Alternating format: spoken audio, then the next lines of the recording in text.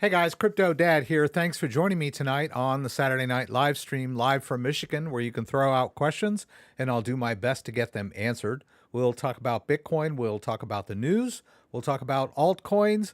Going to move some crypto around for you guys and play around with some hardware wallets. So stay tuned for that. And as always, I'll do my very best to get to your questions and see if we can't troubleshoot your problems here on the stream live. So welcome, everyone. I hope you can hear me. I think the mic's on and up and running. I did a double check of all the stuff on the live stream, the lights, camera, action, all that. Seems like everything's doing good.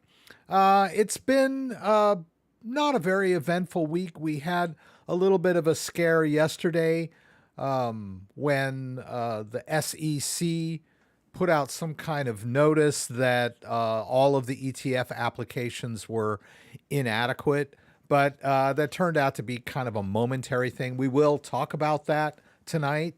I've put out some content this week as well. Some of it was basically just rehashed footage from last week's live stream. I was pretty happy with the stuff we did on last week's live stream.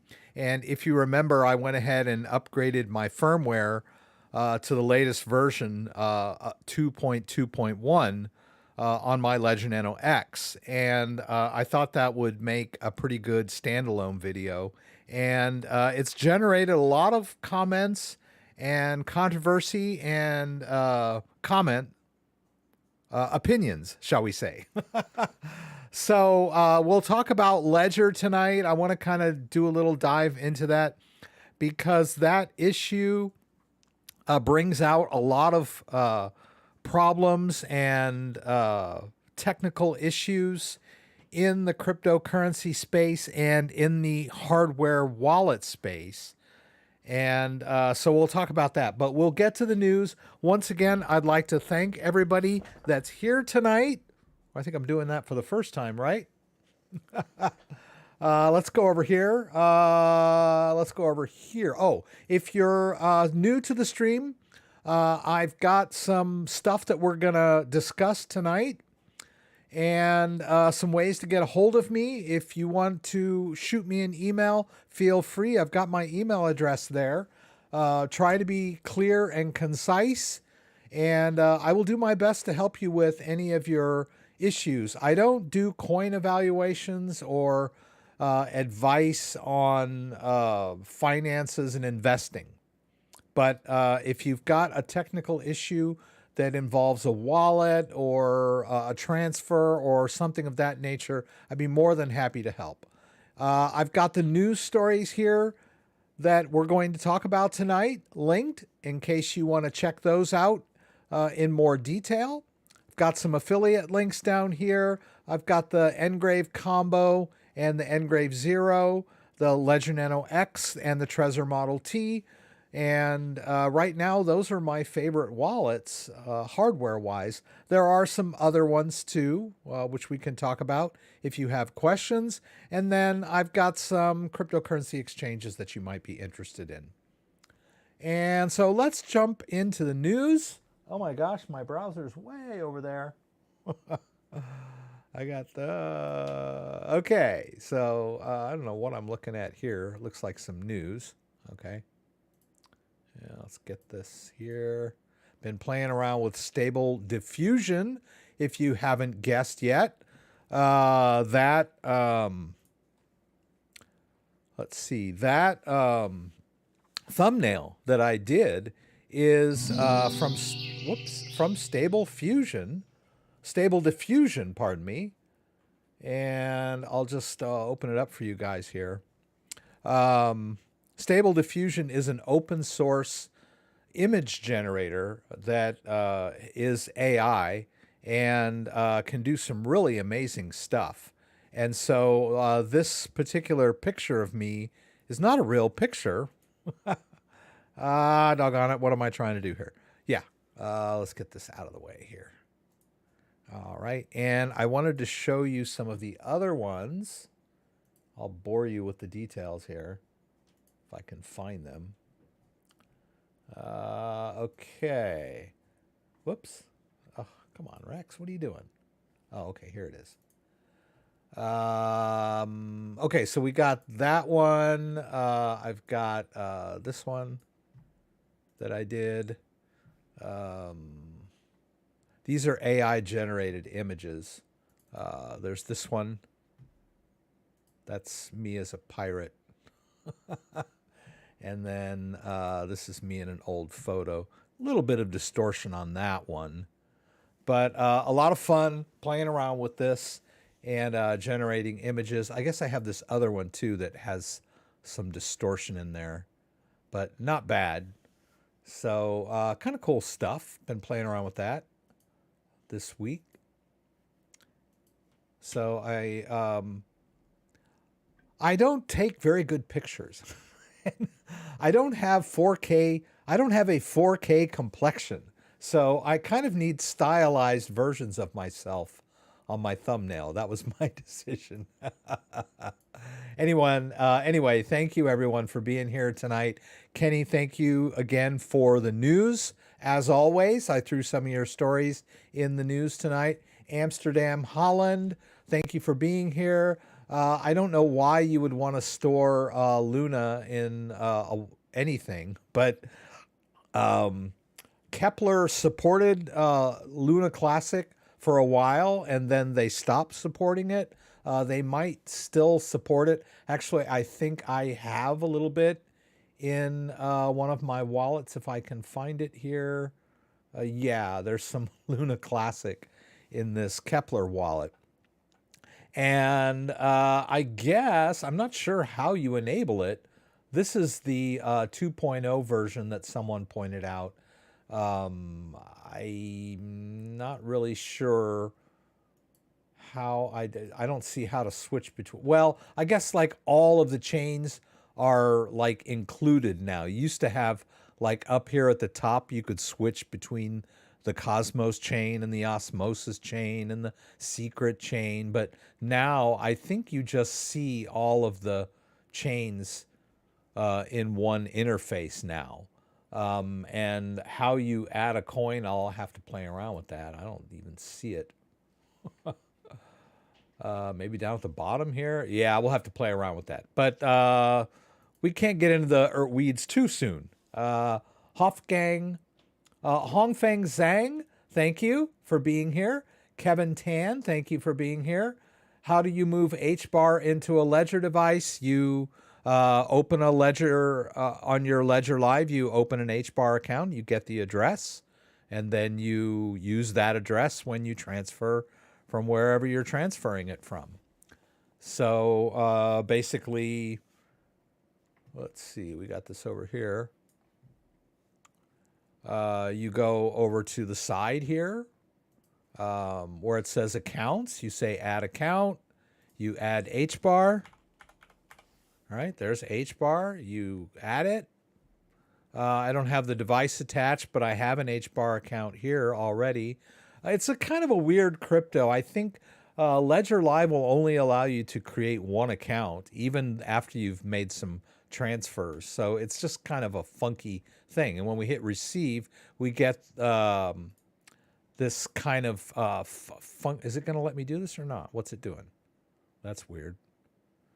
Okay, let's try that again. Continue. I don't have my device, but you're not going to let me do this, are you? Okay.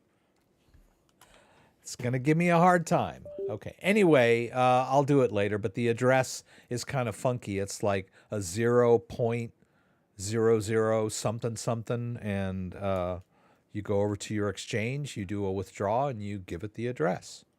Anyway, I'm getting in the weeds. I'm getting in the weeds. Somebody get me out of the weeds here. Amsterdam, Holland, thank you for being here. Asil, thank you again for being here. As always, Mike Gutman, Mr. David.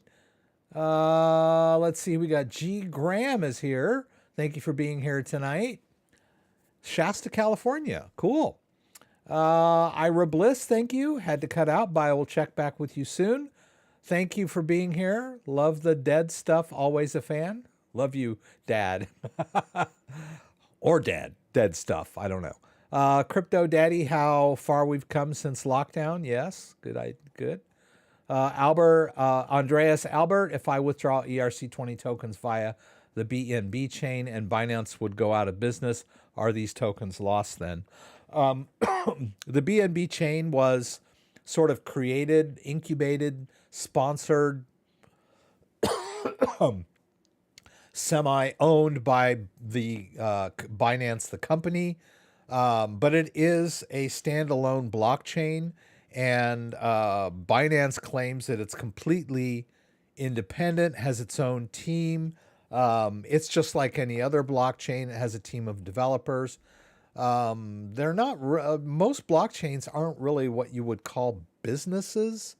They're maintained by a community, sometimes volunteer, sometimes they actually work for the project directly and get paid somehow.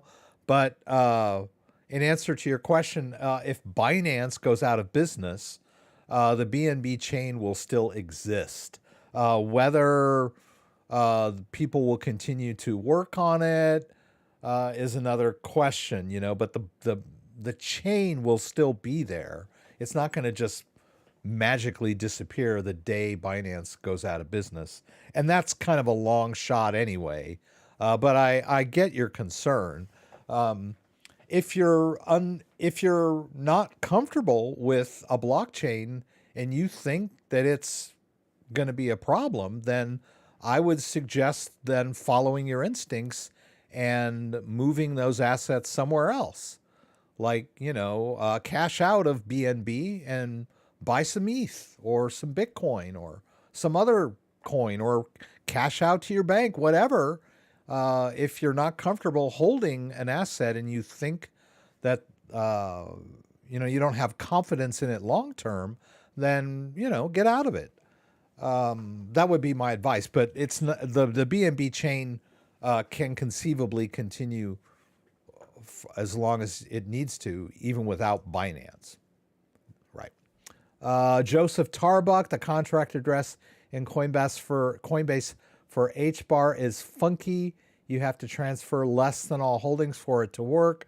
I didn't know you could do it in Coinbase. I knew that you could do HBAR in Uphold. Let's see here. I don't have anything, but let's just, for example, say that, okay, yeah, so you can trade it, and if you want to make a deposit, yeah, see, it's got this little funky address format here, but when you transfer HBAR to an exchange, you need a memo field, which you can use when you do a send. Let's just real quick do this. Paste that in there, and then the memo is here, right? But this is a withdraw from the wallet, and I believe the question was how to put HBAR in the wallet. So I don't have any HBAR in my Coinbase account at the moment, so I can't really demonstrate that. But let's go back over here. I don't know, like if we did a send and receive of HBAR.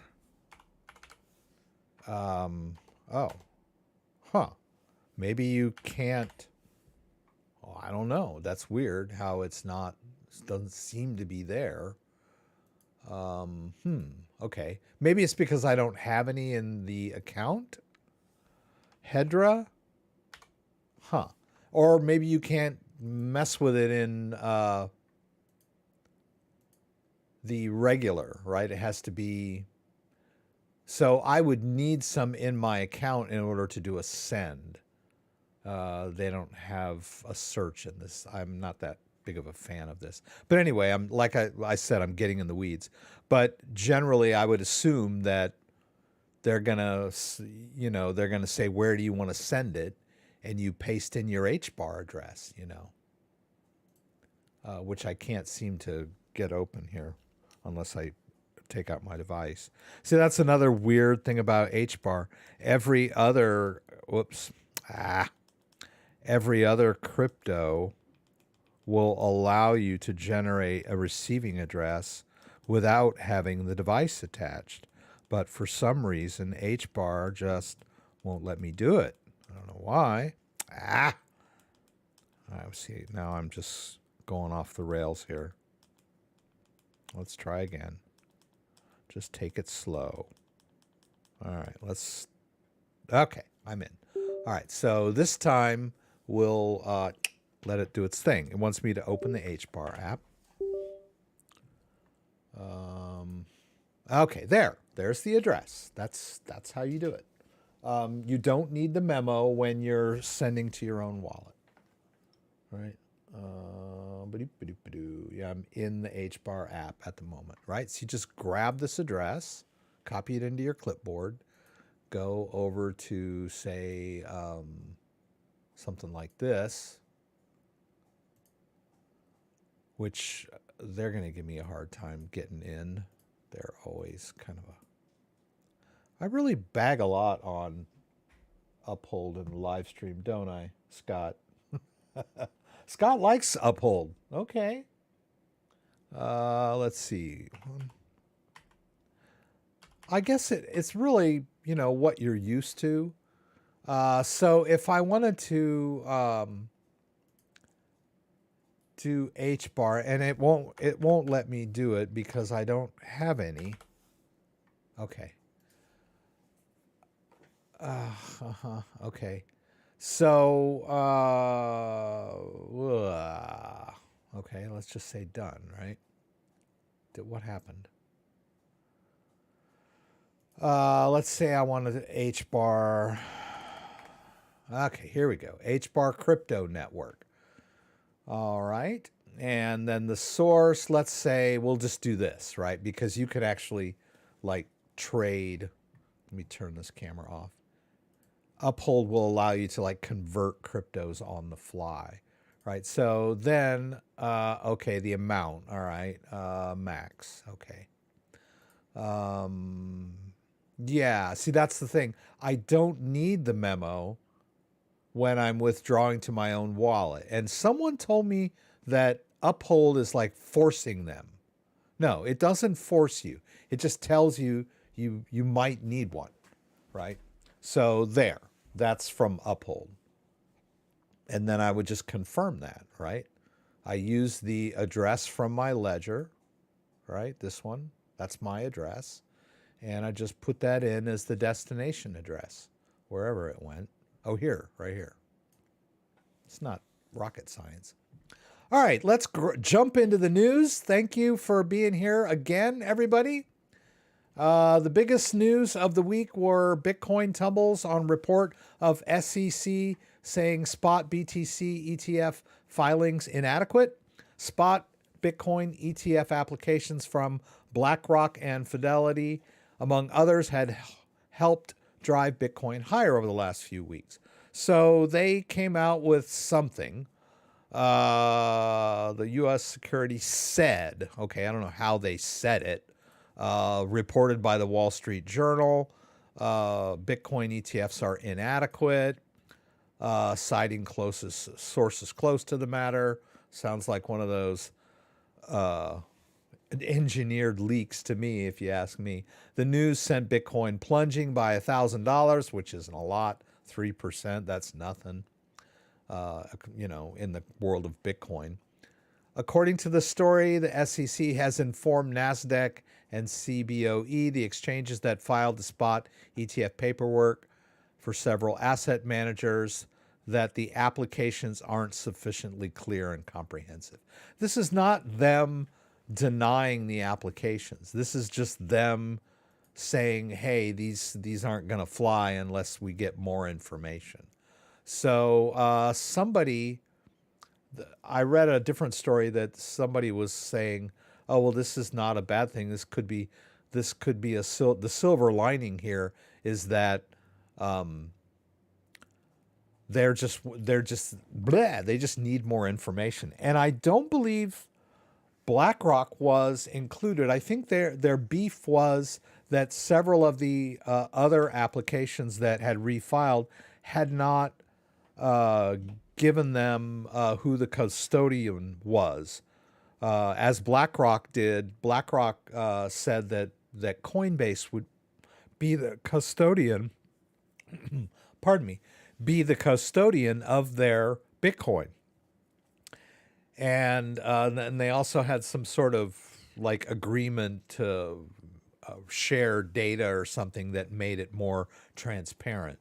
And I believe Fidelity just recently went public with their new exchange traded fund for Bitcoin, and they're citing Coinbase as their custodian. And I think a couple of the others, like Kathy Wood's ARK, switched over to Coinbase. So it kind of looks like Coinbase is going to be the bully on the block as far as Bitcoin custodial Bitcoin custody. We'll see. I don't know why a company like BlackRock can't hire somebody to come in there and manage a multi-sig Bitcoin wallet for them. Anyone can hold Bitcoin. It's not rocket science. That's why we're here tonight, right? Get a wallet, Of course, a big company would need, multiple people, managing the wallet. It can't just be one person with a private key, written down on a Post-it note stuck to his monitor. It's not going to fly. But yeah, I don't understand why a big company like BlackRock or, any other large firm can't just custody their own Bitcoin. It's not that big of a deal. But anyway, who am I? Looks like things are moving along as far as the ETF, right? They haven't just shot it out of the water. They just said these filings are inadequate, which is just their way of saying they need more information. Also in Ethereum news, staked Ethereum surpasses 23 million in June. If you're new to the crypto scene and you're not aware of how proof of stake blockchains work, basically there are large servers that process transactions, and they custody quite a bit of crypto. The more crypto, for whatever chain they're working on, they hold, the more powerful that node is, and it can process more transactions, and it gets more rewards because the system rewards people that run nodes, right? That's how, no one's going to do that kind of stuff for free. So, and the end user can participate in that by staking their own Ethereum with validators that are running nodes. And so basically what I'm trying to put into words here is that you can earn Ethereum by staking your Ethereum. And this is one of the use cases of many cryptos. And it's one of the use cases that scares the bejesus out of the powers that be, because they're not rewarding John Q. Public for keeping his money in the bank anymore. It used to be back in the old days, you put money in the bank, they would pay you, they would give you interest. And, you could actually earn something by keeping your money in a savings account or whatever. It's not like that anymore. Banks are giving you like 0.1%, right? So along comes crypto, and crypto's saying, hey, look, stake your crypto and you can earn 10, 20%, depending on your, scheme. So Ethereum has moved to the proof of stake model, and very successfully. So here we go, staked Ethereum surpasses 23 million. According to data and from analytics firm Nasan, a total of 23.3 million Ether was staked, amounting to 43.1 billion at the time of writing and representing nearly 20% of the current 220 billion supply of ETH. In comparison, Solana currently has a staking ratio of 70.58. Interesting. In the Ethereum blockchain network, staking, I just talked about staking, right? So people are utilizing the new update to the Ethereum blockchain that just went live back in September of last year, I believe, the Shanghai update. So a successful blockchain project, right? Keep your eye on Ethereum. Let's see. What else did I thought I had some other stuff to talk about. Yeah, this one here. This is another good one, right? A lot of people were hot on cryptos in 2020 and 2021, but most of them were just trading crypto and leaving it on exchanges. There were a lot of people that were trading crypto using Robinhood, and I know that someone corrected me a few weeks ago. I believe now Robinhood will allow you to withdraw your crypto to your own wallet, but I don't think they did. I think that's a recent development. So a lot of people were just trading crypto just like it was a stock, right? They weren't really involved in self-custody. But the collapse of FTX was a catalyst for people to move into self-custody, which is kind of where we should have been in the first place. But, you know, better late than never. So this little article here talks about investors preferring to store Bitcoins in their own wallets by withdrawing them from exchanges. Most long-term investors continued to withdraw coins from exchanges to keep them in their wallets. As of June 30th, the BTC balance on all exchanges is 2.2 million, accounting for only 11.7% of the total circulating supply. Long-term investors continue to accumulate and transfer coins to their personal wallets, making up nearly 75% of the total supply. It's pretty amazing. I'm just wondering how much of that is in, you know, BlackRock's and some of these big institutional people. You know, they're bashing Bitcoin with one hand, and they're buying it and storing it with the other, right? So don't let those big guys buy your Bitcoin, right? You hear that one quite often.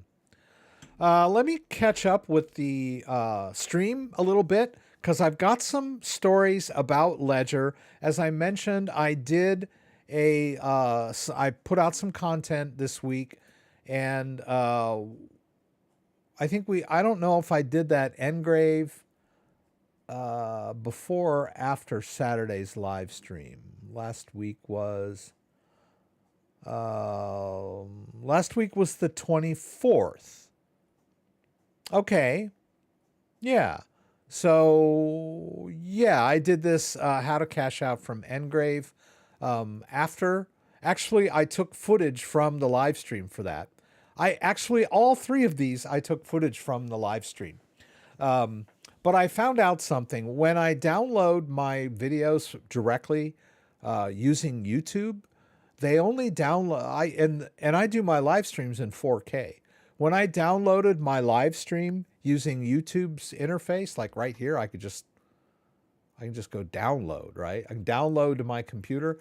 Well, it takes a HD or even a 4K video and stores it in 720p at 30 frames per second. So it's a far cry from the quality that I like to publish in, right? So I found another utility that I could use that will allow you to download just about anything, and downloaded my own videos. And it wouldn't do 4K, but it did download my live streams in HD format, so I was able to pick and choose sections of the live stream and post them. And managing multiple wallets is something we did last week in the last 15 minutes of the live stream, which I thought I have covered many times in the live stream, but have never done a standalone video for that. And I get a lot of requests for how do I manage multiple ledgers in Ledger Live. And so I thought, oh, this would make a really nice video. All I need to do is record an intro and an outro, and I'm golden, right? And then the other one too, where you saw me do my firmware update last week, I posted that too. So we're going to talk a little bit about Ledger and hardware wallets tonight. I hope that's not too boring for anyone. Let me catch up and see what's going on. It doesn't look like Dan or JDO is here. So I'll do my best to keep up with what you guys are talking about. Digital Planet from London lived 41 years in Amsterdam. I have a question. If someone can give me a clear answer on how to set up AI to your own preferences, just like Kit from Knight Rider. Well, you know, you can Google AI and find lots of tools. I showed you some Stable Diffusion, which is a free and open source project that you can download and install on your computer. It does take a little bit of technical skill and patience. I'm thinking of doing a video on that. Or you can, I mean, there's so much free AI now.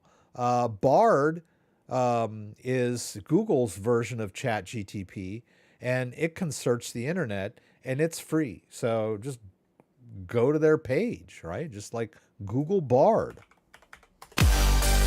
Hey, Joseph, thank you. Yeah, so yeah, you can just like try Bard out. It's real easy. And if you want to use ChatGTP, you can Google that. That's OpenAI's version. You can use ChatGTP for free as well, although they do have like a pro version of that. So you don't need me for AI. Joseph Tarbuck, the contract address. Oh, we talked about that. Okay, here we go. Scott's here. Thank you for being here, Scott, as always, picking up the slack for JDO and Dan. Hot. What's hot? Howdy, dude. Oh, it's hot in Texas. Yeah. It's smoky in Michigan. It's smoky in Grand Rapids. Why does Uphold make you hold purchase on their exchange for 65 days?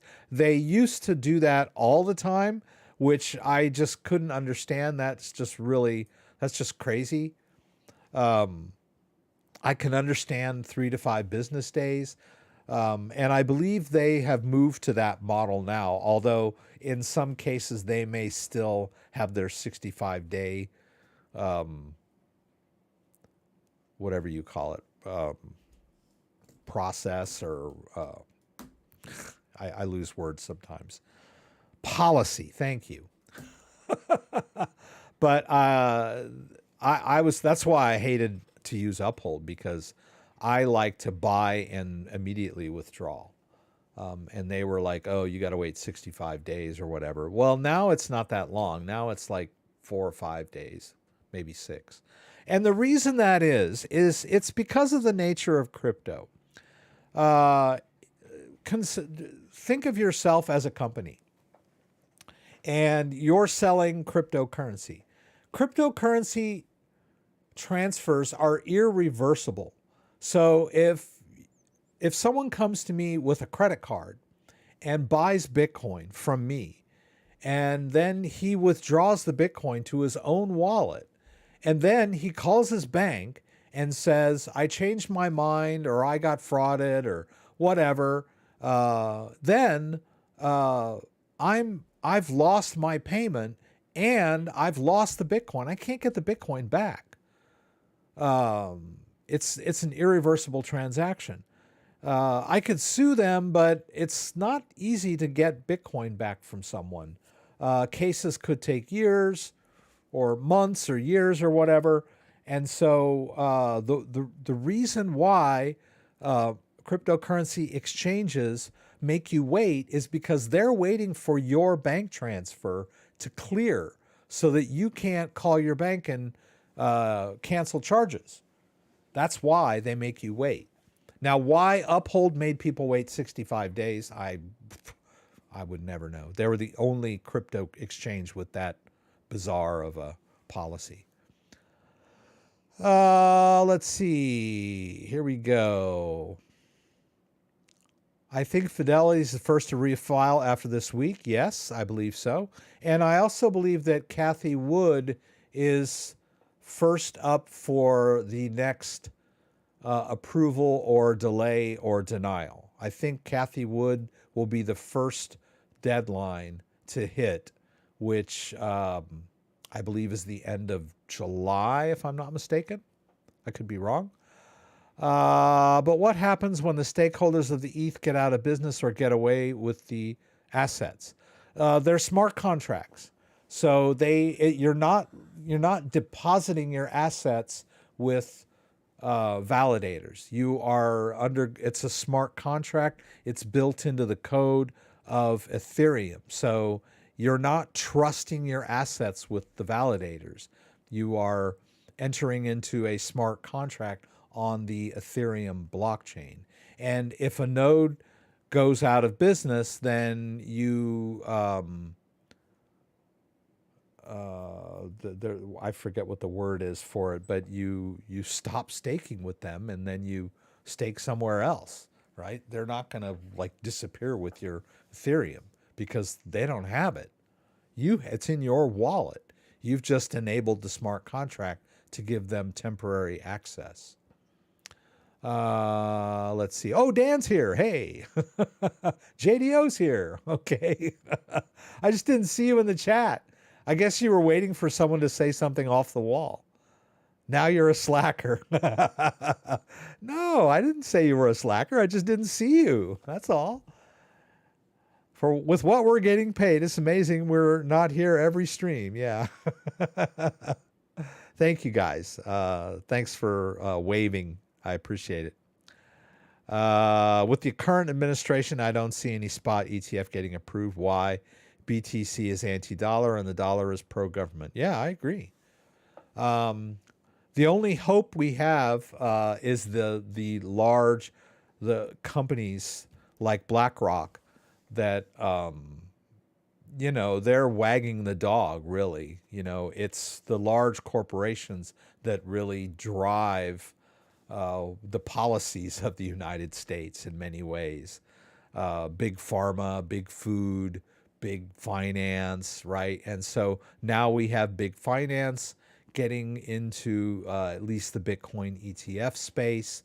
So I read earlier, I think Bloomberg has said that there's a 50-50 chance of the BlackRock ETF being approved, even by the government, which is pro-dollar, anti-Bitcoin. All right, so I think I'm at the bottom of the stream there. Oh, okay. Hi, Rex, not urgent, but if you get time, I would be interested to know your preferred antivirus and generally how to be safe online. I picked a good time to read that. Sorry I didn't read it sooner. I have two. There are, if you're running Windows, let's start with the basics, and you're on a budget. Windows has Windows Defender built in, and Windows Defender is adequate antivirus and firewall protection. It's not bad for just being thrown in along with the operating system. So if you're running Windows and you have no antivirus at all, just make sure that Windows Defender is enabled. And I believe it enables by default. That's one. But I have two additional pieces of software to protect my computer. And my antivirus is ESET, Internet Security. I've been using ESET for many, many years. I really like ESET. One of the things that I like about ESET is that it is not ostentatious. I did a lot of computer consulting back in the day, and I remember I had one or two clients that had Norton, and they were always calling me in a panic because Norton was popping up messages telling them that this was dangerous or giving them warnings and all this. And a lot of the stuff that it was warning them about was stuff that was pretty mundane. And it was just designed to sort of scare people into thinking, oh, Norton must really be worth it since it keeps finding all this stuff. And that's not really necessary for an antivirus to be like that. And another thing about Norton is it's constantly nagging you to upgrade to their other products, like their password manager and their identity protection and all that junk. So ESET Internet Security is a really good antivirus and firewall protection, and it just does its job. It doesn't nag me about other stuff, and that, you know, they have some other stuff, but it's and it's also very lightweight. It doesn't, you know, suck up a lot of your resources, and it does a good job. You know, when I go to phishing sites or whatever, I get alerts, you know, when I go on, you know, do something that's unsafe. So I like ESET, and it's reasonable. I got it on like, we've got a lot of computers here at the house. The kids, I have a desktop, my wife and my two kids have desktops, and my wife and I both have laptops. So I have several, you know, I have like a multi-device version of ESET, right? I think I pay like $69 a year for it. It's well worth it. Another thing that I have on my computer to protect me is Malwarebytes anti-malware. Malwarebytes anti-malware is a really cool anti-malware program. And what's interesting about Malwarebytes is you can download and use it for free to clean up malware on your computer. The pro version or the premium version runs in the background and is proactive real-time protection against malware. So it'll stop it before it gets on your machine. But I found out about Malwarebytes when I was doing Mac consulting because it was free. And I would go over to people's houses that had all kinds of nasty adware and spyware and junk on their computer. And I would just download Malwarebytes and run it, and it would clean it up lickety split. So they make a Mac version and a Windows version. So Malwarebytes is good too. It does interfere sometimes when I'm trying to install like privacy coins and things like that. It kind of gets in my way sometimes by being a little too proactive, but I can deal with it. All right. So those are my two: ESET, Internet Security, and Malwarebytes. Let's go here. Oh, ESET. And I think I have an affiliate link for ESET. I don't know what it is, but I can just, you know, I'll just drop this in the chat window. This is just me recommending a good piece of software. Right? And then the Malwarebytes, by all means, you know, get Malwarebytes. Stability AI. That's not right. Oh. That's not what I want. Okay. Okay. Yeah, Malwarebytes. Really good. Okay, we'll drop those in there.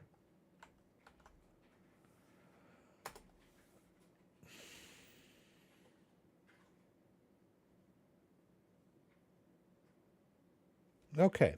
So, as I mentioned, you know, I I updated my firmware last week during the live stream, and kind of, I was just having fun, and I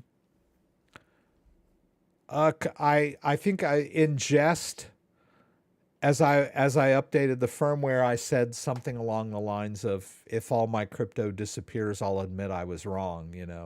So it was just kind of a joke, but somebody in my comments said that doesn't make me feel any better, and yeah, I get that. I was really saying that more as a response to people that were telling me, oh, you're going to lose all your crypto and stuff. This whole ledger issue has been a learning experience for me, and for hopefully for a lot of other people. But it also has just perpetuated a lot of FUD that has always existed. And one of the things that I've come across is that people will get it in their head about something, and no amount of logic is going to change their mind, no matter how calmly you explain it and to them, or in this simple terms that you hope they can understand. A lot of people have simply made up their minds about stuff, and you can't convince them otherwise. So, but I've been dealing with that for a really long time. I did a video a really long time ago, and I don't know if I can even find it or not. Let's see.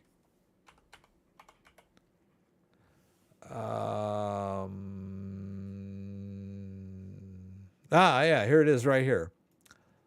I did this video on this crypto called Litecoin Cash. And at the time when Litecoin Cash came out, it was just a bunch of guys that were like, hey, we're going to fork Litecoin, and our fork is going to be compatible with old Bitcoin miners. This was their thinking. They were like, okay, people that are mining Bitcoin have to keep buying new miners all the time because Bitcoin becomes more complicated every year. So miners go obsolete, mining rigs. And their thing was, well, it costs a lot less complexity to mine to mine our coin, right? We're gonna fork Litecoin, and you can mine it on your old Bitcoin rig or whatever. And I did this video. Well, Bobby Lee, who is the the founder of the real Litecoin, this is different. This is Litecoin Cash. That's a fork of Litecoin. Somebody asked him about it, and he said it was a scam, right? So just because he said it was a scam, like, everybody just piled on me when I posted this video. And they were like, haven't you heard Litecoin Cash is a scam? And I don't know where they are right now. But at the time, right, people, and I remember I posted the video, and someone posted within 30 seconds, they posted, Litecoin Cash is a scam. Bobby Lee said so. And I was like, oh, it's funny how I can post a 5-minute video, and then within 30 seconds, you've told me that it's a scam. So I was just kind of flabbergasted with the internet back then. But I'm kind of getting the same thing with this ledger issue.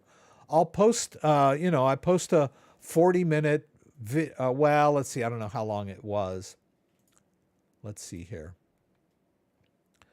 Well, it's about a 16-minute video, and I get someone posting right away, oh my God, don't you know? Haven't you heard? Ledgers aren't safe anymore. And I'm like, I don't think so. I don't know that anyone really said they're not safe. But there's a huge number of people out there that are just screaming at me, telling me that I'm an idiot because ledgers aren't safe. and and they're smart people, but they've sort of just been they've jumped on this bandwagon, and the fact of the matter is the ledger was never 100% verifiably secure, because the secure chip element is a closed system. So no one can sort of look on the outside to see the inner workings. And we've always known this. We've always known that there is a small level of trust that you need to put into a hardware manufacturer because of the nature of the security of the device. The secure chip is a secure device, but it's not quote unquote open source. And we always knew this. And now that this whole ledger thing has come out, everyone thinks like they've suddenly discovered that ledgers require a level of trust on the part of the user. It's always been like that. So I've always been using the ledger. So why should I suddenly stop because they've offered a opt-in service, right, that I'm not required to use, right? Yeah. Now, I mean, I get it. If it's on principle, that's one thing. I get it. There are a lot of people on principle, they don't want to use ledger anymore because of the idea that they're antithetical to the idea of hardware self-custody, because now they're offering to back up our seeds for us. I get that. And the whole, they're like in with the big financial people and they want to, monitor us and like seize our crypto and all that. And all that can apply to their backup service, but not to their hardware wallet itself. That's my view.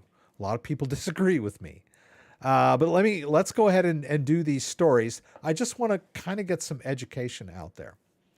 The first article I have, and as I mentioned, all my articles are linked down below, is what is a secure element chip and how does it keep your ledger secure? Hardware, why does security matter? Okay, we understand. And then another thing I'll just say is that everyone seems to think that ledgers aren't safe anymore, but there's really no comparable alternative. Now, there are some open source cold wallets, but even I'm trying to think here. I think I did this in, let me see if I can find it here.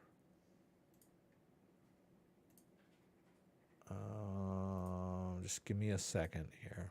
I asked ChatGPT earlier, and I don't know if it's this. Yeah, okay. So I asked ChatGPT which wallets on the market have secure chip elements, and it listed the Ledger Nano S and the Trezor for some reason, which I didn't think. Yeah, it mentions that they use security through transparency. However, it's worth mentioning that Trezor's new model started to integrate a form of the secure chip element as of 2021. So I'm not too sure about Trezor, but they've got Cold Card here. And Cold Card is the one that everyone keeps telling me is fully open source, but apparently it uses a secure element. So you can have open source interface software like Ledger Live, the software for the wallet, the hardware wallets, is open source. Ledger Live is open source. You can have open source firmware. Trezor firmware is open source. Ledger is not. But the secure chip element is like, it's a circuit, right? What goes on in that circuit is not viewable by human eyes, right? Because it's a secret, right?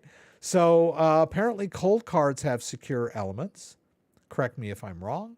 Uphold Titan utilizes a secure element for storing keys. SafePal uses a secure element EA5 Plus certified.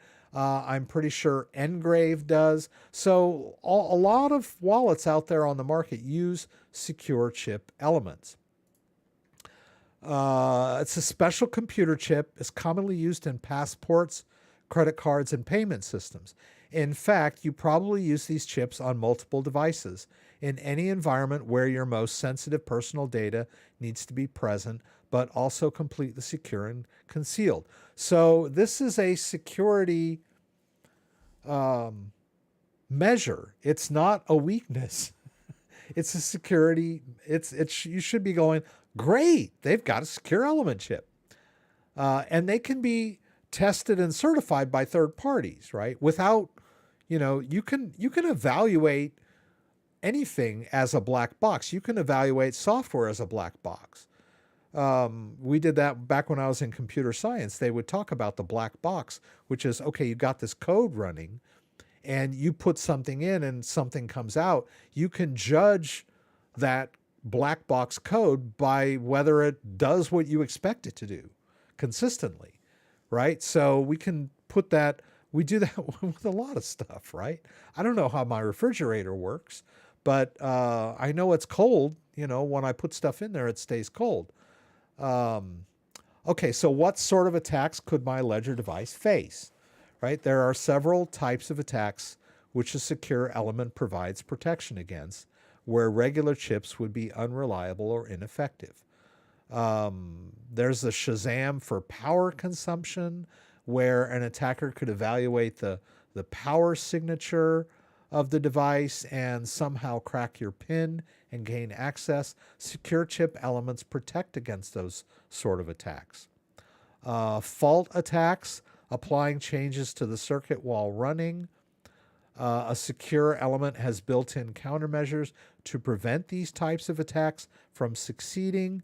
These allow for an efficient fault detection and appropriate security reactions. I guess the point of me linking this article and talking about it is that the fact that we don't know what's going on inside the ledger because it has a secure chip element is a good thing, right? Because it makes the device more secure, at least. And now, right here with Ledger, this is another article that I linked to below. Everyone out there seems to feel that after the Ledger announcement of their new recovery service, that it's active. It's not active. They won't even implement it until Q4 of this year. But simply because they announced it, everyone suddenly feels like Ledger has everyone's secret passphrases. And then there was a lot of FUD about, well, you're okay as long as you don't upgrade your firmware. If you upgrade your firmware, you're going to introduce this backdoor, and that will allow the possibility of Ledger stealing your seed phrase. This is not true, but that was the general FUD that was going around. And people were already confused enough about how crypto works and how hardware wallets work. And all they needed was a little doubt and uncertainty, and they've just ran with it. So there are people that are in my comments section that are thoroughly convinced that Ledger has everyone's seed phrases already. So they're not safe to use because Ledger has all of our backup phrases. This is not true. No one ever said this. I don't know how it became a thing, but it is, apparently. People think that. But Ledger addresses this directly. Can Ledger and Ledger Recover access my secret recovery phrase? During the initial setup and configuration, your Ledger device generates a cryptographic root secret that is displayed to you in the form of a human-readable 24-word secret recovery phrase. And I just want to point this out, that a lot of people have said Ledger exports private keys because you can read it off your device. Well, yeah, I mean, that is true, that when you initialize the device, you can read the recovery phrase off the device, but you've got to have it if you're going to manage it, right? So it's a little bit reductionist to say, oh, it's already been exporting private keys because, it presents it on the LED to the user. Well, yeah, it's supposed to do that. I think the contention is that it's somehow sending your seed phrase out from the device somewhere else, right? Somewhere where, to ledger or to an attacker or whatever. But that's not what this does. And first of all, you cannot even do this yet because the service is not available yet. The firmware that I upgraded to last week has that functionality in it, but there's no interface to do it yet because the ledger recovery service is not available yet. This approach, this approach ensures that only you have access to the secret recovery phrase. Why is that important? Because the secret recovery phrase unlocks access to your crypto. Lose track of it and you've lost your access to your funds. The same principle is applied in the context of Ledger Recover. Only you can access the backup for your secret recovery phrase. If you subscribe to the service, your secret recovery phrase will be fragmented into 3 pieces, with each part sent to end-to-end encryption. Yeah, we all get all that. The backup can only be created after you have approved it directly on your Ledger device, just as you would when signing a secure transaction. So in order for the key to be exported, you have to actually activate the service on the device with the buttons, just like when you sign a transaction. So unless you can do that with the buttons, the seed phrase is not going anywhere. To sum up, right? Ledger doesn't have access to users' secret recovery phrases, whether or not they subscribe to Ledger Recover.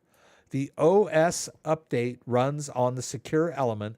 Downloading the latest OS update for your Ledger Nano X does not mean that your secret recovery phrase can be extracted. I don't know. It can't be. It's right there in black and white. But of course, the naysayers will say they're lying, right? But they're taking a big risk lying in black and white, right? And then let's see. And they also released the white paper on how this works. And I don't know. I don't want to get too far into the recovery service, except to say that they claim it's cryptographically secure. And it sounds like it is. But I have a little problem with how they interface with your ID information. So apparently when you provide your identifying documents to Ledger, they somehow code this and use it as a token somehow, and then it gets integrated into this whole process.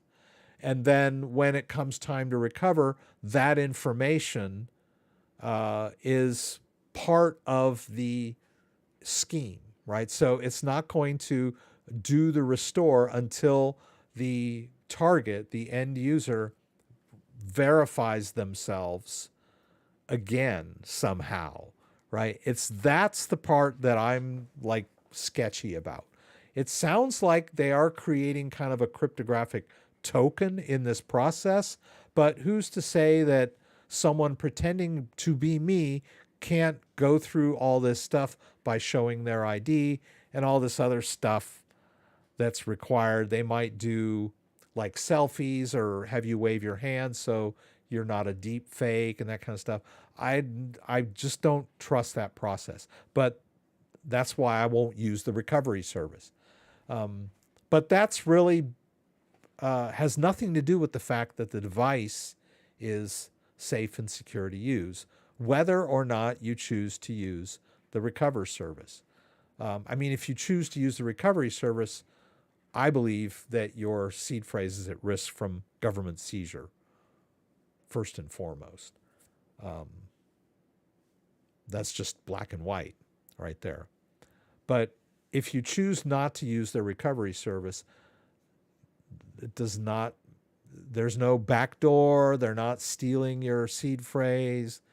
There was some speculation in the beginning about this. Now, don't trust me, right? Because I'm just some dude that's been using crypto wallets for the last 5 or 6 years, right? I just have real world experience. I do have a degree in computer science, but it really didn't apply much to crypto, right? I graduated in 2005, right? But there is an expert, and his name is Andreas Antonopoulos, and someone linked one of his YouTube videos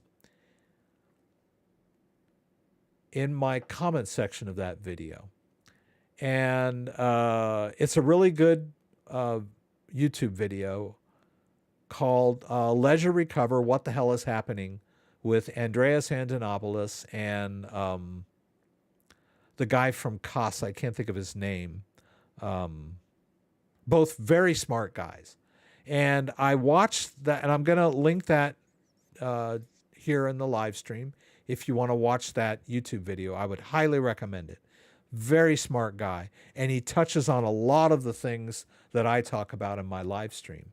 And he touched on the potential introduced by the firmware update. And his take on the potential introduced by the firmware update was that it would open up the end user to social engineering attacks that might trick them into performing this operation, however it happens to be. So Ledger claims that only Ledger can perform this operation, but it's not out of the realm of possibility that there might be some faux websites that come up that would like somehow be able to initiate that process by tricking the end user into authorizing it. And that's his main concern, is that it opens up the end user to more phishing attacks.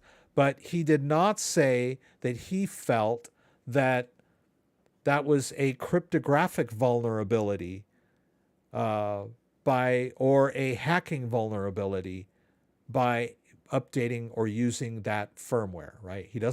He's not a big fan of the Ledger. He doesn't even use Ledger as his go-to cold storage device. He uses a Ledger device, but mostly for working accounts and things like that. So that was his take, right? Because so many people were contradicting me about this firmware update that I thought I should watch his entire video. And very interesting discussion. So I would highly recommend you checking out that video with Andreas Antonopoulos. If you don't think I know what I'm talking about, check this. This guy is like a giant in the crypto scene. Another thing that he mentioned, and that I'll mention, is a lot of people are still worried that Ledger is stealing our seed phrases, or that it makes it more vulnerable for hacker to steal our seed phrases. And when they think hacking, they think someone coming in from like a remote attack on your computer and like somehow stealing your keys like in a hack. The real hacks, and this is another thing that Andreas said, are people being tricked into revealing their seed phrase, or I guess in this case, people being tricked into authorizing this backup, right? But you could put a passphrase on your Ledger device. We talked about this last week. If you have a passphrase, this is another layer of security. So if you set up a Ledger cold from scratch, a brand new Ledger, and you sign up for this service, this is a scenario, and they have your seed phrase. And then you add a passphrase. And before you store any crypto on there, you set up your passphrase and you put everything behind the passphrase. Then your seed is useless to someone because it's empty, right? There's nothing on that configuration. I always agreed with this, and I thought that was a good solution if you're worried, right? If you think Ledger is stealing your seed phrase, then add a passphrase. But he pointed out something that had never occurred to me, is that the passphrase, well, some of it has. I don't recommend passphrases because it's too easy to forget your passphrase. So, but he put it very bluntly, and it was like, the passphrase is not a security feature. It is a security liability because most people don't understand the passphrase, and they will lose it or forget it, and they are not only will they screw up their recovery, but they can also screw up the accessibility of the crypto because you have to put this thing in every time. But he said, for the user, it's difficult, but for the NSA or any of the big entities out there, it would be trivial to crack a weak passphrase, like 10 character passphrase. And so if you try to create a passphrase that is, say, 25 or 30 characters long, then it's going to be very difficult for you to enter your passphrase every time you want access to your crypto. So it becomes a liability because it's so complicated and hard to use. And you've heard me say this over and over again. Ledger is a great wallet. It's easy to use, not too easy, but it's a good balance between security, usability, and affordability too, and compatibility with industry standards. There are other solutions out there, but they're not as flexible and they're not as easy to use. And for the average Joe, even a Ledger is too difficult, which is why Ledger has introduced this service, right? So telling people that ledgers are not safe and they should go use security solution, X, that's so much more secure, could be a detriment to a lot of people because in a panic, they go use this thing that they can't figure out how to use, and they throw all their crypto in there, and then they can't get it out because they forgot their password or they forgot what they did when they were setting up their DIY security protocols, right? So that's just as dangerous. But I wasn't aware of that whole issue. The passphrase is crackable, but we're dealing, when he says your passphrase is crackable, we're talking about, like big entities like the NSA. It's very unlikely the NSA wants to crack my ledger, right? But it's not out of the realm of possibility. Anyway, I just kind of wanted to go over that whole ledger thing. And now that I've got it out, let me go back in. Let's see here. Happy Friday and 4th, everyone. Happy 4th of July to all of you as well. July 1st was the day that Hill's Brigade, I think it was Hill or Hill's Corps or whatever, decided to march his men into Gettysburg. I guess the wives' tale was that they were looking for shoes. Apparently there was a shoe factory in Gettysburg, but I've heard that that's not altogether accurate. But for whatever reason, they came into Gettysburg, and Buell's cavalry, the Union cavalry, happened to be there, scouting or recon or wherever they were there, and immediately realized that they needed to prevent this from happening. And so they kind of held their ground against the rebels. And that was the first day of Gettysburg, July 1st, 1863, 160 years ago. And it was one of the biggest battles of the Civil War. And it was also an interesting battle because neither commander planned to have a set piece battle there. It just sort of snowballed from that original conflict and became this huge battle. And a lot of the battle was fought before either commander was on the field, right? Before Lee or Gordon Meade arrived. Anyway, we're going to take the family to Gettysburg this week for the 4th. We've been going to Traverse City over the last couple of years, and we're a little burned out on Traverse City. Great place to be. The tip of the Michigan Lower Peninsula up on beautiful Lake Michigan. But we decided to go somewhere else this year, and my daughter had been in doing Civil War history in school towards the end of the year. So her teacher had asked, has anyone ever been to Gettysburg? And so we decided to go to Gettysburg for a couple days. I'm a huge Civil War buff, as you can probably tell. Let me get caught up here. I use Ledger, MetaMask, and Tangent wallets to diversify holding. Yes, I should also say that the general consensus is, even with Andreas Antonopoulos and Crypto Casey and probably Crypto Lark, is that you don't put all your eggs in one basket. Don't just put all of your assets in one wallet, whether it's a Ledger or a Trezor or a Tangent or a MetaMask or whatever. Diversify your assets across multiple platforms, right? So that you're not staking everything on one technology. Good advice. Let's see, Tom Schneider, your thoughts on bank digital asset custody? I'm not a huge fan of bank digital asset custody.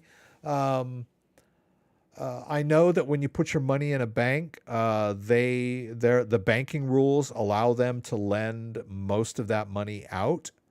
And so at any given time, the bank really doesn't hold all of the assets that people have there on deposit, so that banks can fail if everyone goes to the bank at the same time and tries to withdraw their assets. I do not know if banks will use that same strategy with crypto. A bank, digital custody with a bank, most likely they'll have some sort of scheme set up for managing crypto, maybe a multi-sig wallet of some sort. But my fear is that with the way banking rules are, that they will have sort of the leeway to lend out more assets than they're holding, right?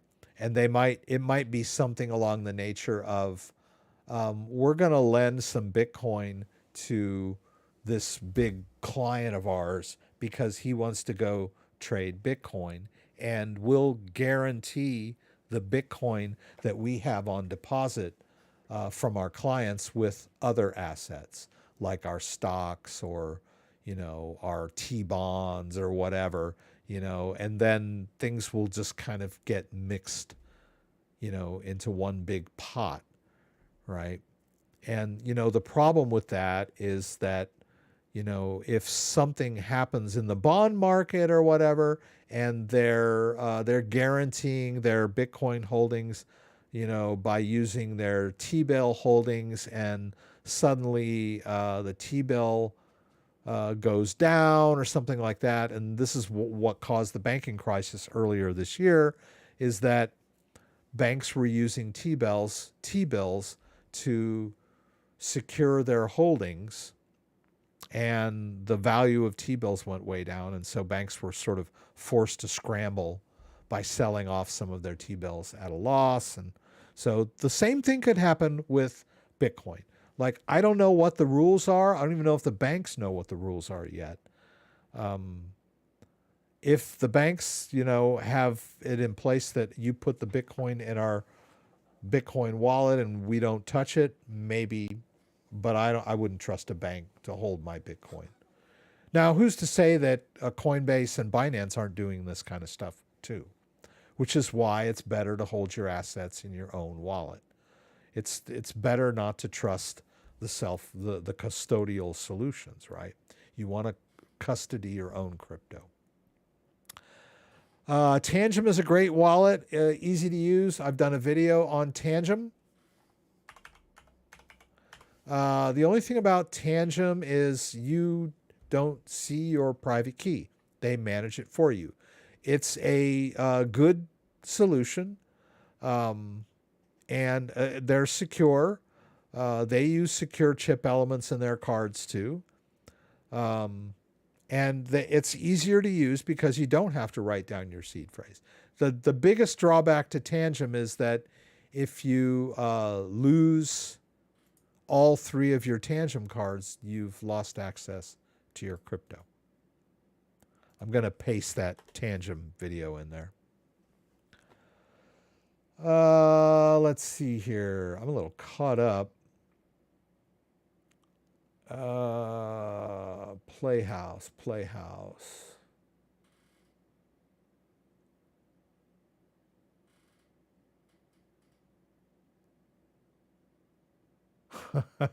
Yeah, the Chat GTP was only trained on data up until September of 2021. It's very time consuming and expensive and data intensive to train AI systems. And for whatever reason, the Chat GTP training was cut off in that. But Bard, which is Google's AI, can search the internet for current stuff if you want to try Bard out. But I tried Bard a little bit and it doesn't seem to be as good as ChatGTP as far as giving you concise information about topics. I asked it something and it was kind of like, I can't do that. I forget what I was trying to ask it, but yeah. Anyway, let's see what else we got going on tonight. Have you heard anything about stacks? No. This is the weirdest element of this whole Ledger fiasco, is that I have not heard anything from Ledger about my stacks. I ordered 2 of them and I paid for them up front back in 2021. Is it 2022? It was 2020. It was 2022, pardon me. In November, I believe, was when they came. I bought one as soon as I could. Boom, bought it. They said they would be shipping in March, right? Well, March 4, I got an email from Ledger telling me that my stacks had been delayed. Or maybe not even my stacks, just stacks overall. We just want to let everyone know stacks are going to be delayed for a couple of months. That was what they said. Well, a couple of months would have been May 4, right? So we got May, June, July. So we're almost 4 months down. And okay, I get it. They're delayed, right? But here's the thing. Let me go back to this.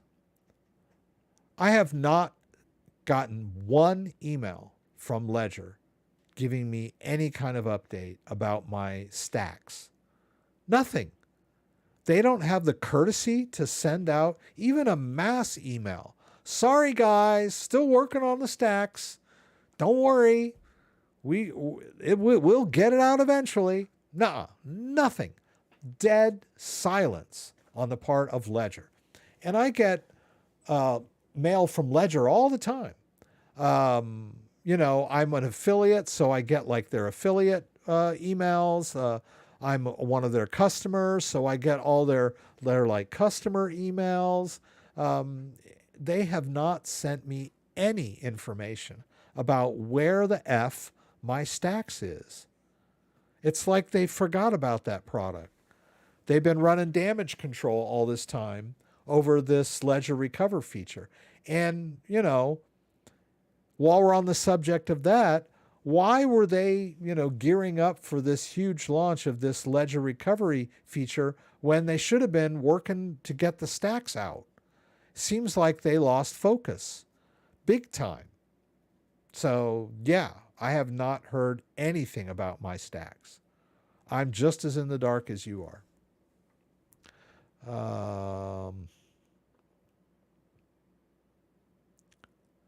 The secure element only protects against physical attack, but not against the software of the hardware wallet, the firmware. Yeah, I agree. That's what they say in this article too. You know, there isn't. There is an interface. So the generation of the private key and the management of the private key, all that stuff goes on in the secure chip element, but you know, being able to, you know, get in and out of the wallet and do resets and restores and reinitialize and all that stuff, that, you know, the software handles that. And I read some article too that Ledger has its own in-house operating system. I couldn't find that article. I wanted to share it with you guys, but they do have their own operating system that, you know, they created in-house. So it's like, it's not written in Python, you know, or Java or something. You know, it's kind of hard to make your own internal operating system open source. So yeah. But you know, they've been around 8, 9, 10 years, right? So when they you know, came up with the idea of, you know, of cryptocurrency hardware wallet, you know, a lot of this, you know, controversy wasn't even around. They were just like, hey, let's make a wallet, you know, and let's make sure it's secure. You know, let's put a secure chip element in it, you know, and let's, you know, create an operating system for it or whatever, you know. They weren't thinking about all this. Let's see, here we go.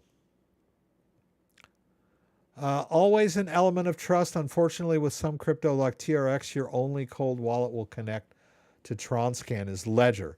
Yes, that's another issue, is that the Ledger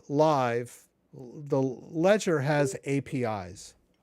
Let's go ahead and go into the My Ledger section. And look at all of the apps that are available for the Ledger device. So Ledger has APIs out there that allow developers to write apps for their device. I used to think that all of these apps were written by Ledger. I found out that most of the app writing and updating is done by the projects themselves. I found this out with Polkadot because early on I was using Polkadot before it was supported in Ledger Live with the Polkadot third-party app, similar to the Tronscan. It was like a website. And I was using my Ledger as my private key. Well, Polkadot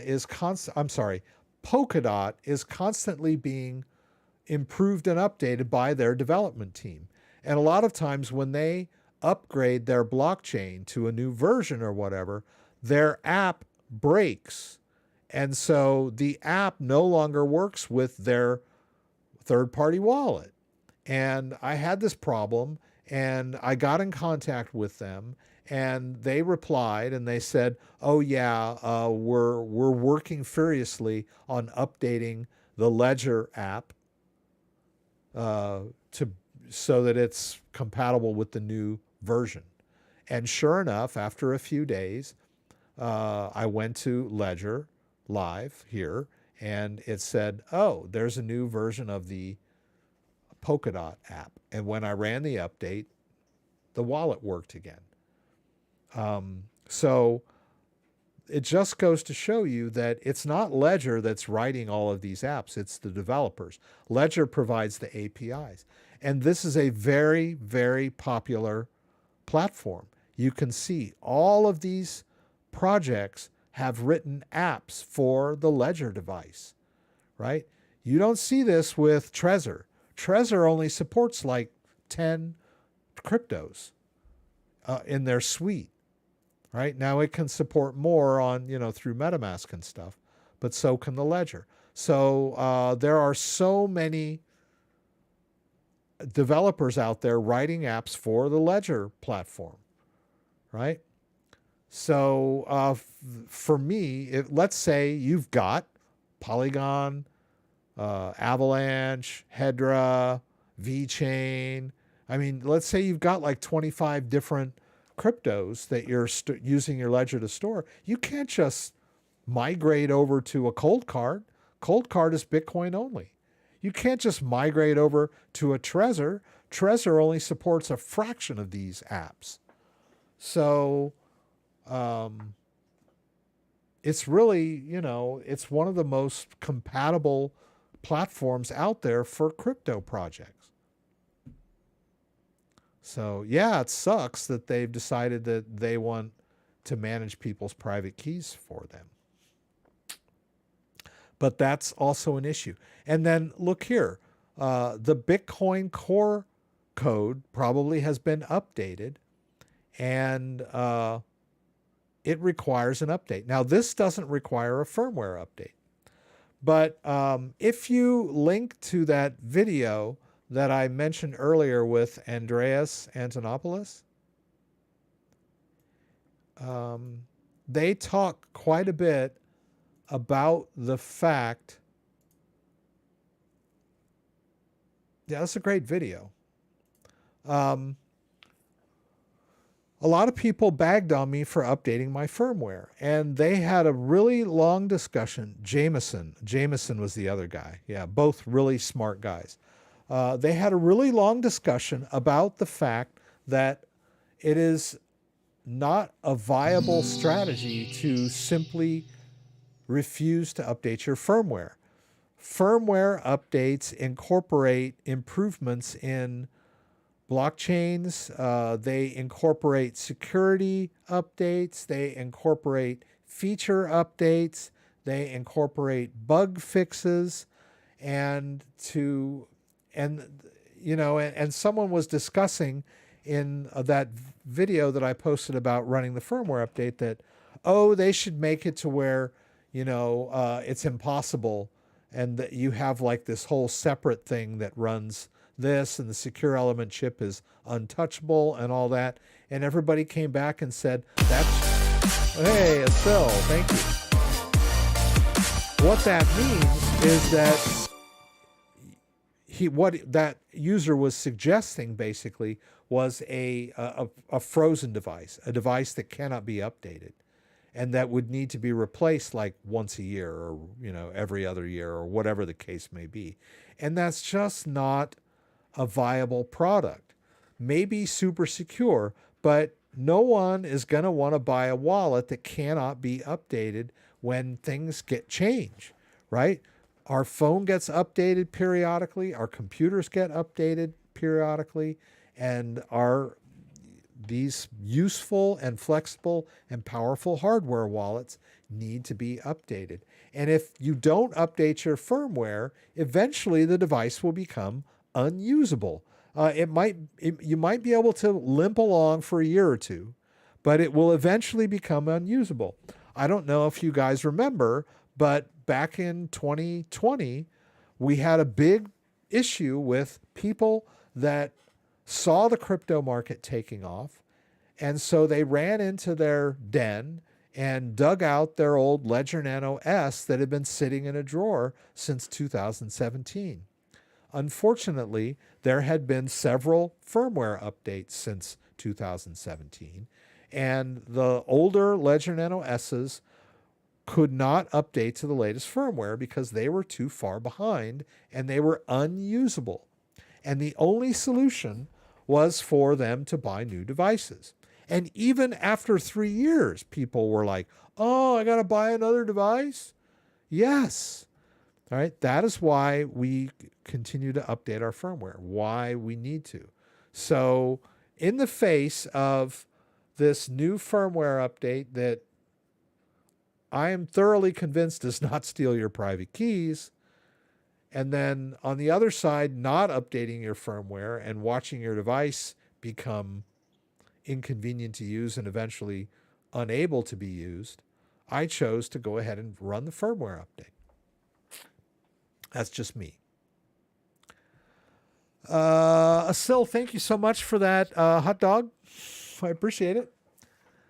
Seems my first message was removed. Hey, CryptoDad, BitFi said on Twitter they will send you a BitFi. Will you unlock and set one up? I would really love to see that video.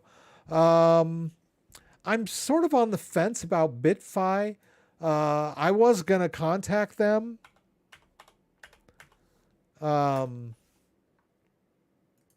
But I seem to remember it was McAfee's thing, and there was a lot of controversy surrounding this wallet. It was supposedly an unhackable wallet, and it doesn't store the private key.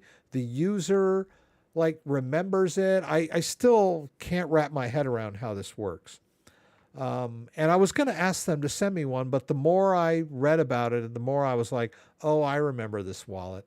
I kind of decided not to, but I guess I can shoot them an email.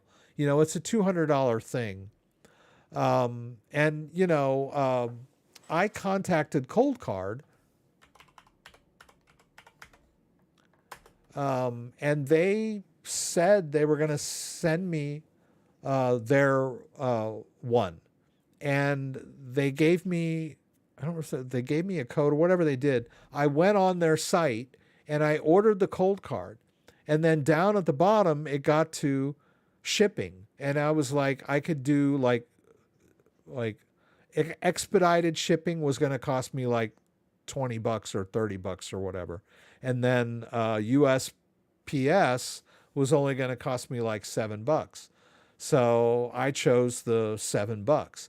Well, when I clicked finish, it wrapped everything up and it charged me $0, right? So I was like, oh, I could have chose the more expensive shipping because they were gonna, they were including it in the thing. They had given me this special code, but unfortunately, I sent it USPS, and it's been over a week or 2 weeks since I ordered this thing.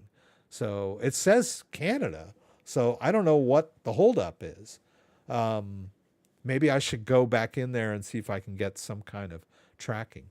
But yeah, I don't have any problem with demoing the wallets. I was just a little leery of the BitFi. But yeah, I'll contact them and see if they can send me one and see how it goes. That's my job, right? I'm supposed to demo wallets for you guys, whether or not I would use them in real life, right? The stack scenario is appalling. I agree, totally. Ledger holding on to people's stacked payment with no interest on that money or notification goes directly to trust of Ledger itself. I agree with you there, too. I don't know. I when I went to Ledger Open in New York in the last summer, I guess it was, I saw the Ledger people, and I saw that CEO of Ledger, and I mean, I don't want to talk bad about anybody, but I guess my impression of him was that he was more of a businessman than a tech guy, which kind of surprised me for, one of the top hardware wallets out there. I'm sure a very smart guy hired a bunch of really smart people to create this wallet and keep it updated and, all the tech stuff involved with, manufacturing a wallet. But he seemed to be kind of removed from the tech side of the wallet, just in some of the stuff that he said.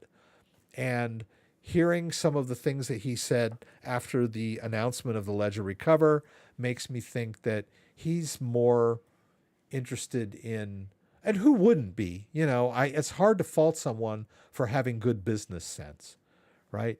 His thing is, the problem with Ledger is you sell it and that's it. It's a one-off deal. And they're trying to figure out a way to bring in steady income. So what's the biggest problem that they're facing is all these people that lose or mismanage their seed phrases, calling them every day, demanding they give their crypto back. And Ledger can't help them because it's a self-custody wallet. So they said, look, we got all these people out there that are having trouble managing their seed phrase. Let's give them a service for that. And he said there's also a huge, he broke it down in dollars and cents. And it was like, okay, we have like, just for as an example, 5% of people that are holding crypto are using our wallets. The other 95% think our wallet's too difficult to use and are leaving all their crypto on exchanges or whatever. We need to tap into that market, so we're going to introduce this feature called Ledger Recover so that people won't be afraid to use our wallet, and we'll be able to like manage their keys for them and get like their $10 a month subscription to boot, right? Makes perfect business sense. But it doesn't, not for a crypto hardware wallet company. And that's why, like, my view of him is that he seems to be a bit, and he's like any boss, right? They're never going to admit they're wrong. I've worked for a lot of people like that. That's part of what being a good boss is, right? If something happens and the boss makes a mistake and then he's like, ooh, I'm sorry, you're like, you're not going to respect him anymore.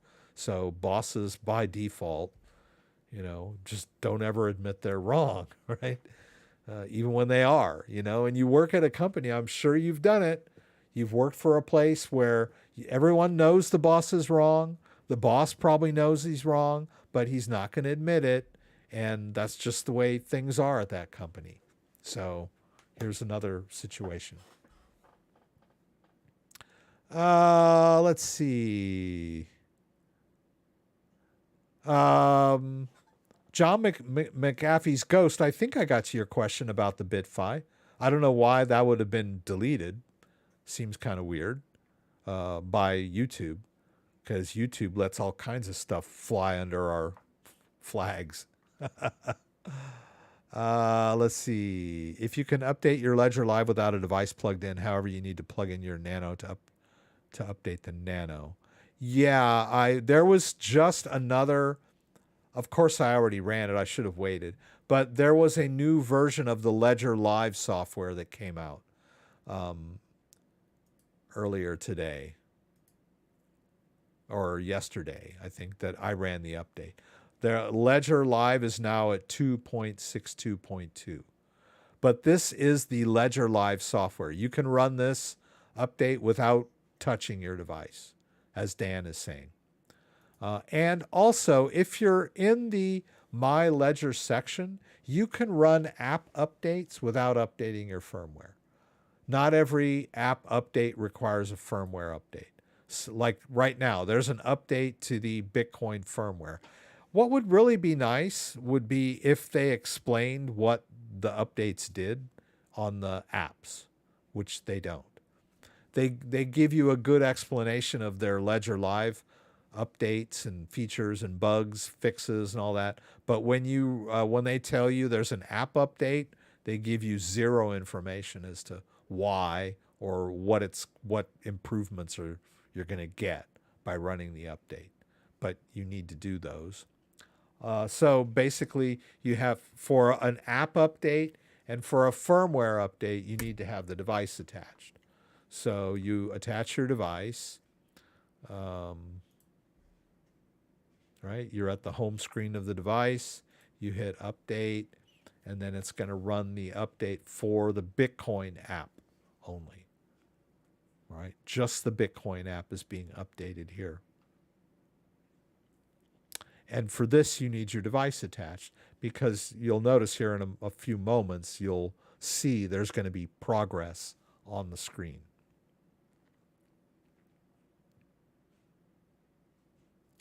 The ledger subject keeps coming up because I did a video. I went ahead and updated my firmware, and I got a lot of feedback that I kind of wanted to address. And that's kind of why I'm talking about it tonight. It's just frustrating for me that people get it in their heads that, like, you know, like the idea that Ledger has everyone's seed phrase. No one ever said that, but somehow well, I'm sure somebody said it. No experts said it, but suddenly the entire internet seems to feel like ledgers are not safe to use anymore. And I guess I understand why, but that's not the case. I mean, there's nothing unsafe about the ledger any more than it was before. It's just weird. Let's see. So the Nano Plus no device needs to be connected to update the main Ledger Live. Right. You don't have to connect anything to run your Ledger Live update. The cold card with QR code capability looks promising. Yeah. But it's Bitcoin only, as far as I know. So it can't replace the Ledger for functionality, but maybe to store your Bitcoin long term. But I started to watch a video on the setup, and it does seem rather complicated to set up and use.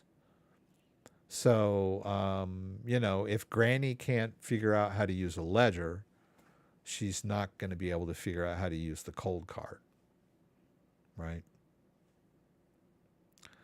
Yeah. And it's sad, I think, like, I get a lot of comments and a lot of emails from people. They'll say something like, I put all my crypto in here and now I can't get it out. And it's kind of, it's heartbreaking that I'm wondering, like, how did you manage to get it in there if you can't figure out how to get it out? It's the same thing. It's just in the opposite direction. But yeah, I mean, we're a society based on convenience, right? So crypto is a whole new mindset. I remember when I first got into it back in 2013, it was so, like, final and so, like, inflexible in the mindset, right? The Bitcoin transactions are irreversible. If you lose your password, you cannot get it back, right? There's no password reset, right, for a Bitcoin wallet, like on a passphrase or something. So it was completely alien to the modern society that we live in, where everything's convenient. Everything is like, oh, I lost my ATM card. Duh, I'll just run to the bank and they'll give me another one. I can't figure out how to do this. I'll call tech support and they'll fix it. It's like nobody, like, has that sense of self efficacy, right? We're all dependent on the grid and on the system. Well, crypto is all about personal responsibility. So here we are. No one respects. I disagree. The bosses that screwed up and stated that made the mistake are the ones I respected the most. Okay, I'll I agree. But I worked for a lot of bosses that were just like, it's their way or the highway, and I worked for some that, like, some of the. I'm trying to think. I probably had some decent bosses. If I go back, it's been so long since I've worked for anyone directly. Yeah, I used to work in a lot of restaurants and worked in the computer store for a while, but I think 2013 was the last day I ever like had a steady job, where I had to get up and take a shower and get dressed and go in there and work, and then for a while, now I've just been on my own since 2013, my own boss, so to speak. Not that, I mean, you're never really your own boss, really, because even if you run your own business, you work for your customers. Tangent is a good choice as one of your wallets. Sure, I got a Tangent. I really like Ledger, but I think Stacks might be done. At least they didn't call it the Stacks Recovery Service. Old Meld got to be migrated to new Meld. Do you hold Meld? Yeah, someone brought up a point about that Stacks, and they said, why couldn't they have just put the new recovery service on the Stacks and left the Ledger Nano X alone for, the crypto enthusiast? And that makes a lot of sense. But business-wise, the Stacks is a very unaffordable platform. It's like almost $300. So it's not the kind of thing that is going to, get all the masses buying it, right? I think they decided to add this service to their go-to wallet, the one that most people can afford, right? Although really, if you're custodying over 5,000 or even over $1,000 worth of, well, maybe if you have $1,000 worth of crypto, you may not justify spending 300 on a hardware wallet. But if you've got $5,000 plus of crypto, then it shouldn't really matter how much the hardware wallet costs. If it's $300, it's $300. The Engrave is 400, if I'm not mistaken. Really nice wallet.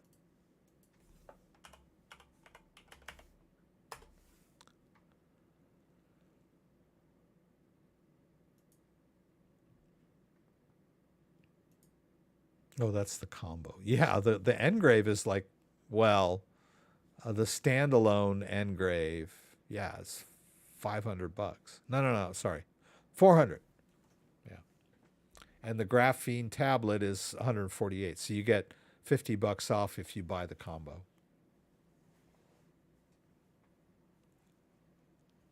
Yeah, Stacks is only 300 if you ever get one. Yeah, I don't know what happened to the Stacks, man. It's just really sad.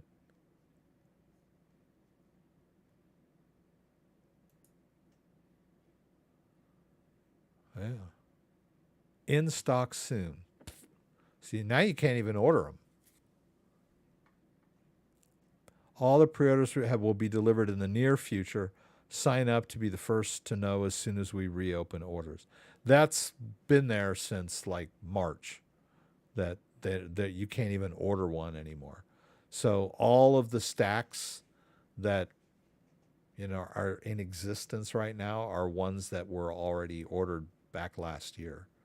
So they're not even taking orders anymore. So I'm wondering if this thing is ever going to come out. Right. By the way, Dan, or I think JDO mentioned that, that a lot of people paid up front for this thing, and Ledger, with no interest or whatever, Ledger's had their money. When I log into my affiliate portal for Ledger, I get commission when people use my links to buy their products. And last month, when I logged in, there were a bunch of negatives. My affiliate revenue was negative, and I could see, it shows me in the portal all of my sales. Like they'll say, okay, Ledger, somebody bought a Ledger Nano X and you got $10 or whatever. And it has a whole list of them, and I saw there were several Stacks that had been refunded, and they subtracted the the commission on those. So there are a lot of people that are going back to Ledger and demanding their money back for their stacks, especially right after they announced this recovery service. So not only were, their reputation got screwed, they got a rush of people demanding the money back for the stacks, which I'm sure it didn't break their bank, but I'm sure it was very a nuisance that they had to come up with all this money to refund people. Yeah.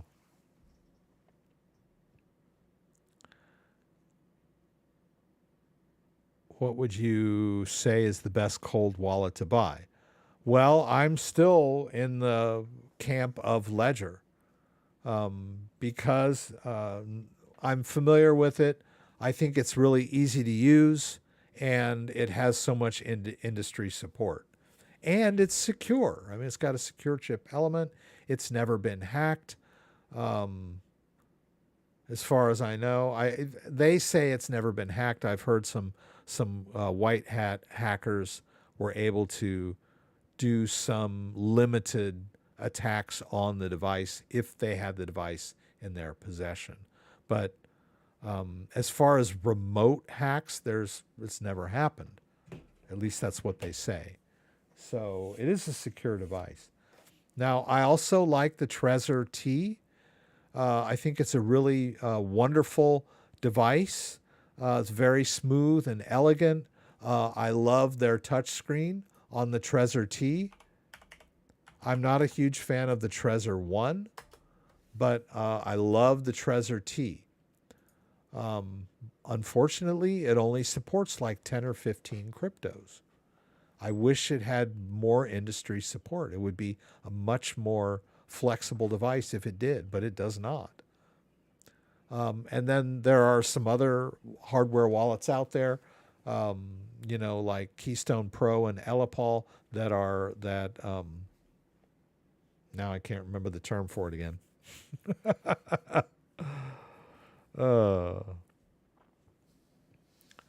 You just scan QR codes, right? But I find those wallets to be kind of clunky and difficult to use.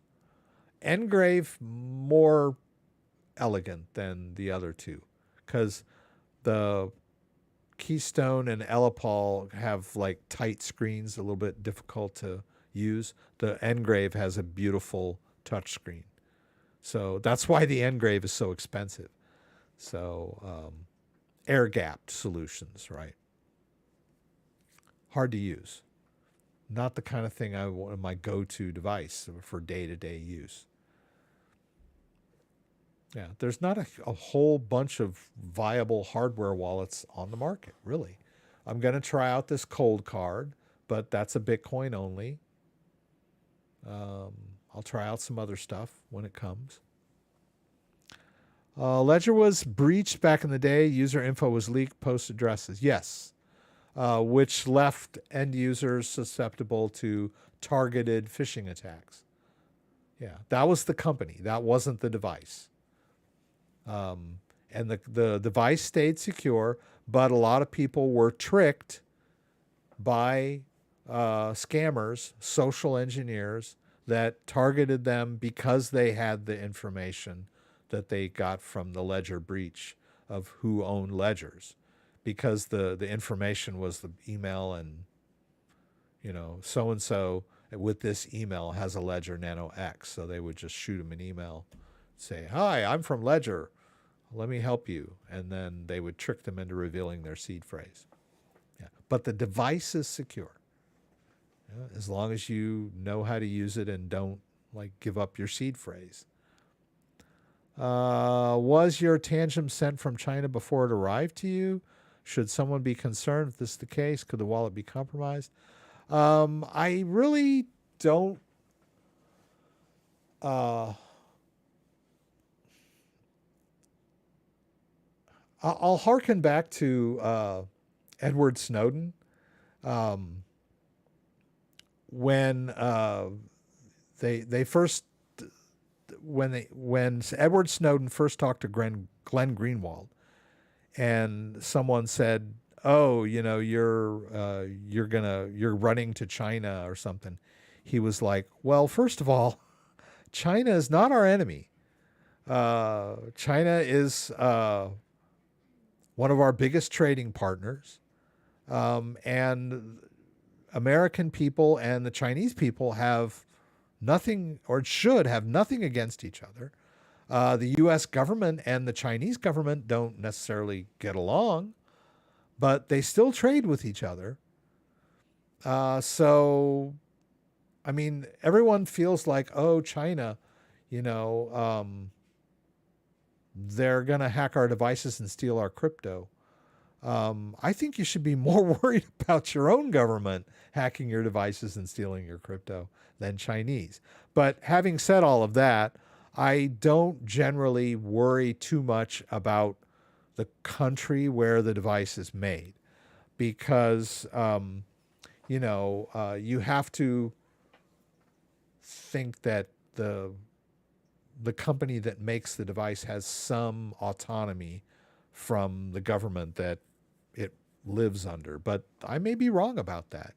That may be why Ledger is, introducing all these new products, because they're getting pressure from above, from their government, about, we want to know who has crypto, and we're going to shut your company down unless you come up with some solution that allows us to, peek into people's wallets. That could be what's going on. But I'm not concerned that much about what country my product comes from.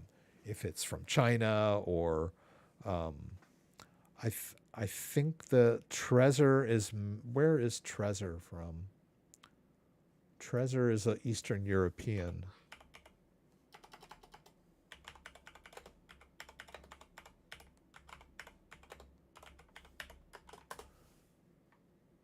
Czechoslovakia. There's some, I think Engrave is from Denmark.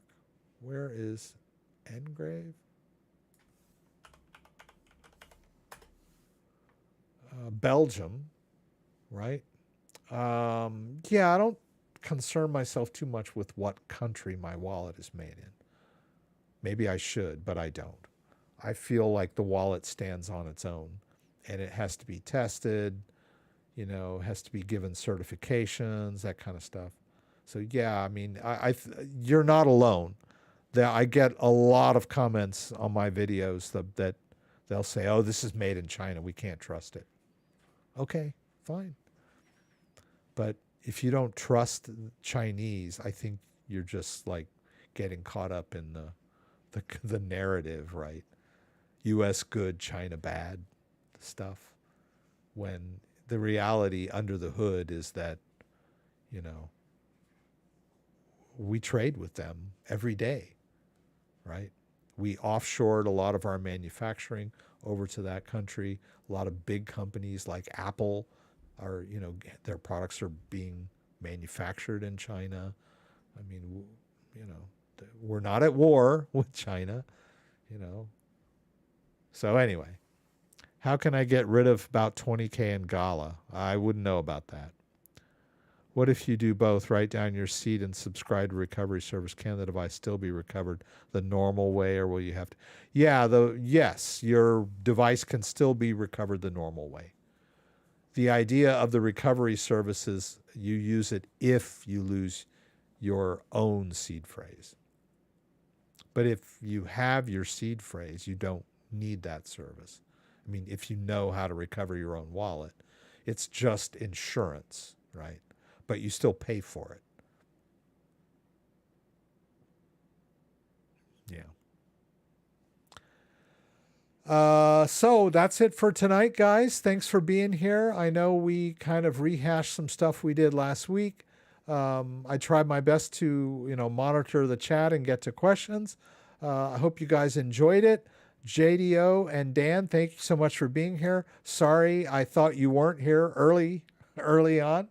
Thank you, Joseph, for the tip, and Asil. I really appreciate you guys every week. Thank you, those of you who subscribed. Let me see if I've got them here. Where'd it go? Haroon. Oh, wait. Oh, huh. I don't know why that's not in there. Should be, but it's not. Anyway, thank you guys, the subscribers tonight. And I will do this again next week. Every Saturday, 6 p.m. Eastern Standard. Join me again for the live stream from Michigan, where we go over the news and talk about crypto, and I try to answer your questions to the best of my ability. Hope to see you there. If you like this video, give me a thumbs up. If you'd like to subscribe to my channel, I would appreciate it. When you subscribe, there's a little bell that you can click that will allow you to be alerted whenever I post new content. Once again, thanks for joining me, and hope to see you again.